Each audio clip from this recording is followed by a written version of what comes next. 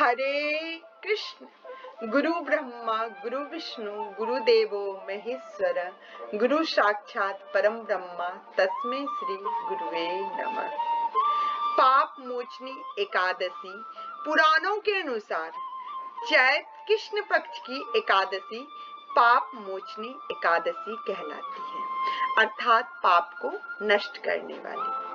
पाप मोचनी एकादशी के विषय में भविष्य उत्तर पुराण में विस्तार से वर्णन किया गया है। इस व्रत में भगवान विष्णु के चतुर्भुज रूप की पूजा की जाती है।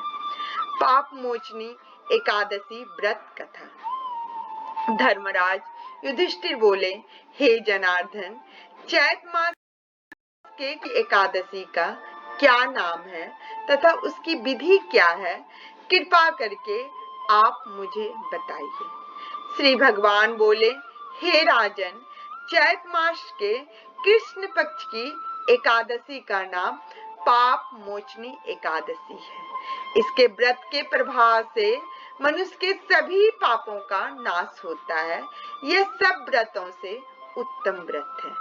इस पाप मोचनी एकादशी के महात्म्य के श्रवण और पठन से समस्त पाप नाश को प्राप्त हो जाते हैं। एक समय देवर्षि नारद जी ने जगत पिता ब्रह्मा जी से कहा, महाराज, आप मुझसे चैत मास के कृष्ण पक्ष की एकादशी विधान कहिए। ब्रह्मा जी कहने लगे कि हे नारद, चैत मास की कृष्ण पक्ष की एकादशी पाप मोचनी एकादशी के रूप में मनाई जाती है। इस दिन भगवान विष्णु का पूजन किया जाता है। राजा मानधाता ने एक समय में लोमेश ऋषि से जब पूछा कि प्रभु यह बताइए कि मनुष्य जो जाने अनजाने पाप करता है उससे कैसे मुक्त हो सकता है। राजा मानधाता के इस प्रश्न के जवाब में लोमेश ऋषि ने राजा को एक कहानी सुनाई कि प्राचीन समय में चित्ररथ नामक एक रमणीक वन था।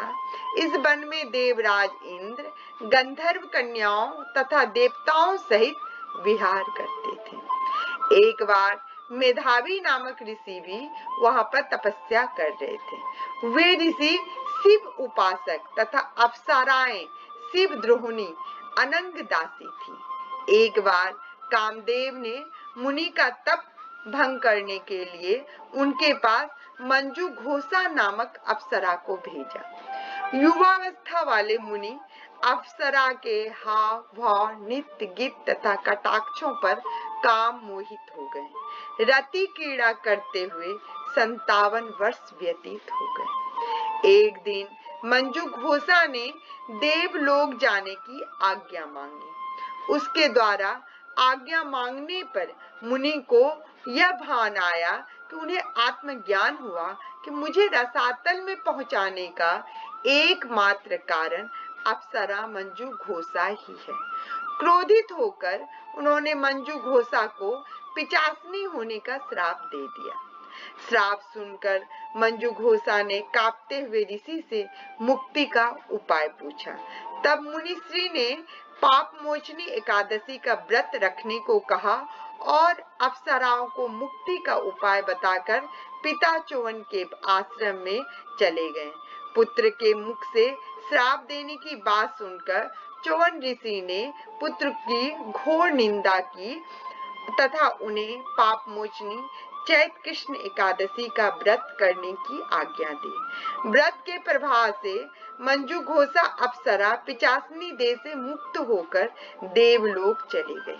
अतः हे नारद, जो कोई मनुष्य विधि पूर्वक इस व्रत को करेगा उसके सारे पापों की मुक्ति होना निश्चित है, और जो कोई इस व्रत के महात्म को पढ़ता और सुनता है उसके सारे संकटों से मुक्ति मिल जाती है। जय श्री राधे राधे।